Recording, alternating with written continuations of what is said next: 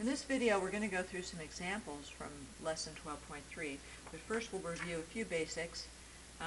So any angle whose terminal side terminates in quadrant 1, and later we'll learn in any quadrant, can be shown like this with the angle that we're looking at, the reference angle down in this wedge between the terminal side of the angle and the x-axis.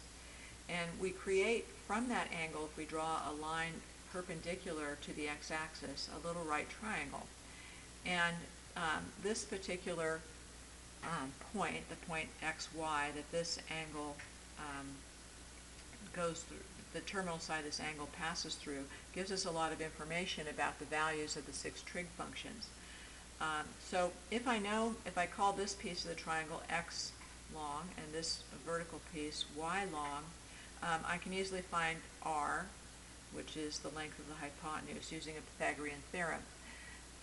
Beyond that, my functions of theta, the trig functions, the sine always goes with y, and the sine is going to be relative to this angle, opposite over hypotenuse, or y over r, and its reciprocal, the cosecant, will be r over y.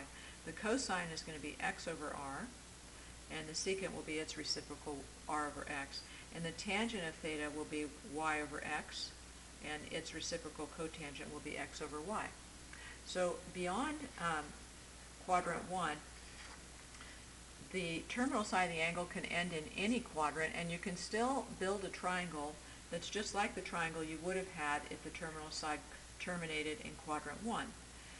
Here we have both y and x positive in quadrant 1, but if the terminal side of the angle comes over and stops in quadrant 2, we can still build the same kind of little right triangle, and theta, the reference angle, will be in this wedge between the terminal side and the x-axis. And we'll find that cosine will be negative and sine will be positive, as all the points, the x-coordinate is negative and the y-coordinate is positive in that quadrant.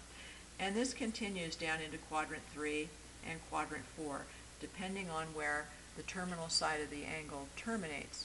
So the thing we always want to remember is that our reference angle, the angle of interest that's inside the triangle, is always between the terminal side and the x-axis. It's always in the wedge, the theta that we're going to be using to find our trig functions. So in this first example, we've got an angle in standard position, and the terminal side passes through negative 512. So that's to say it's going to be like about up here. So that's our point. And the terminal side of the angle goes through that. So we're saying that this angle came and opened and stopped over in quadrant 2. So all we do is we build a little triangle with a perpendicular segment here and theta being in this wedge. So to find the six trig functions, and they're the three basics and the reciprocals,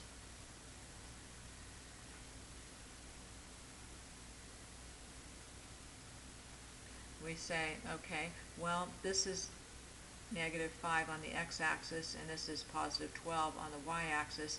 I have to know what r is. Well, I know from geometry that this is a 5, 12, 13 Pythagorean triple, so I know that r, the length of the hypotenuse in that triangle, is 13.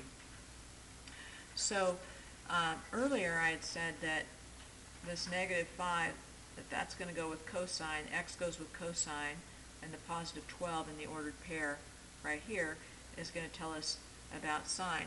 Well, once we know that that r is 13 in this case, then sine is y over r, or 12 over 13, and cosecant is its reciprocal. Cosine is going to be negative 5 over 13, which you can see adjacent over hypotenuse, and secant is its reciprocal. And tangent is opposite over adjacent, 12 over negative 5, or y over x. So 12 over negative 5, which is negative 12 fifths, and then cotangent is its reciprocal. Okay, and that's going to work in any quadrant, and sine and cosine are just going to be positive or negative depending on the quadrant, and if one of those is positive and one is negative, then tangent will always be negative. If both sine and cosine are positive or both negative, tangent will always be positive. Okay, so then next we'll just find for one trig function for this particular angle. So we have this angle, and it comes and it opens over here, and terminal side passes through -3, -4. So I would build my little triangle to look like this, and theta would be in that wedge. So I'm going to duplicate that here. So this is -3 is the x-coordinate, and -4 is the y-coordinate. So it goes left and down. Theta will be right here. And the sine, and so this is going to be I can tell, a 3, 4, 5 Pythagorean triple. So the sine of theta is going to be y over r, or in this case, -4 over 5, or -4/5. Okay, for this next one, I'm terminating also in the third quadrant, but I'm supposed to find cosine. So I'm going to look like so, and theta will be in here. So let's duplicate that, make it a little bigger. So theta is in here.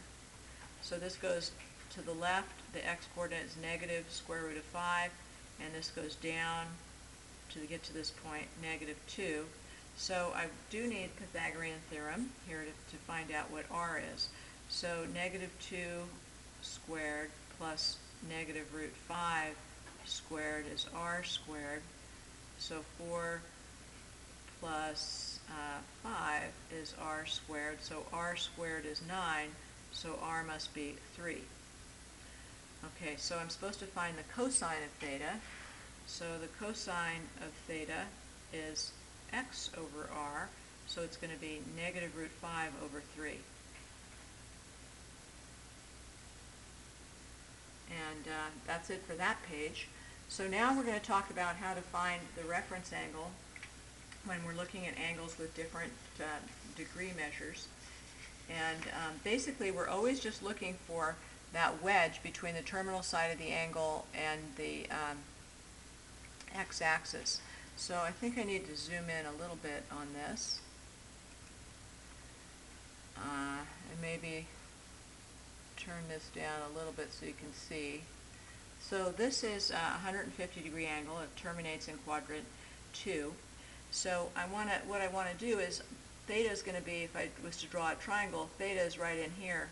So I'm going to find what the measure of that angle is for the reference. It's going to be 180 degrees minus 150 degrees, or 30 degrees. So that little angle right in here is a 30-degree angle.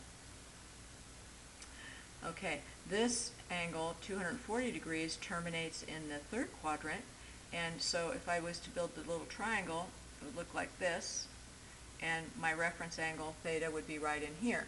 So that's going to be at, I went past 180, so it's going to be the difference between 240 and 180 in that little wedge. So it's going to be a 60-degree angle. So we're just practicing for angles that terminate not in the first quadrant but in other quadrants. How do I find the reference angle that goes inside the little triangle? And we're calling the reference angle theta sub ref, just for now. Okay, so on this one, this is 315 degrees, so it comes around and terminates in quadrant 4. So theta is going to be right in here. So the full 360 minus 315 would give me a reference angle of 45 degrees. And this last one terminates, well, it comes this way. It's a negative angle, negative 120 degrees, and it terminates in quadrant 3. So what I'd be looking at is the difference between this 120 and this 180, negative 180 that would have gone all the way around. So I can say that that's going to be just 180 minus 120 degrees, or 60 degrees right in here is the reference angle. All right, so now you're going to use that information to find the exact value of these two trig functions. So the first one is sine of a 120-degree angle. So a 120-degree angle, if we think about it, is going to come around past the 90 and terminate, 30 degrees past it. Okay, so if this is 120 degrees, then the reference angle is going to be in here, and it's going to be 180 minus that. It's going to be the difference to get to 180. 180 minus 20, or the other 60 degrees. So to find the sine of 120 degrees, I can simply find the sine of 60 degrees, and it's going to be a positive value because in quadrant 2, sine is positive because y is positive. So it's going to be, if I look at my chart on page 558, the sine of a 60-degree angle is the square root of 3 over 2. And if you haven't memorized that and you don't know it, you can always build a little right triangle and prove it to yourself. Okay, the next one is the cosine of a 225-degree angle. So if I make a little sketch, the 225-degree angle is going to come around past 180, and it's going to terminate down here. Okay, so this will be the full 225 degrees. But I'm going to stop it, and my reference angle is going to be in here. So in this case, the reference angle is going to be 225 minus 180, which is 45 degrees. So I can now find the cosine of a 45-degree angle, but I have to note that in this quadrant, cosine is negative because I go negative on x. So this is going to be negative, and then if you look up the cosine, it's root 2 over 2. So cosine is negative because x here is negative.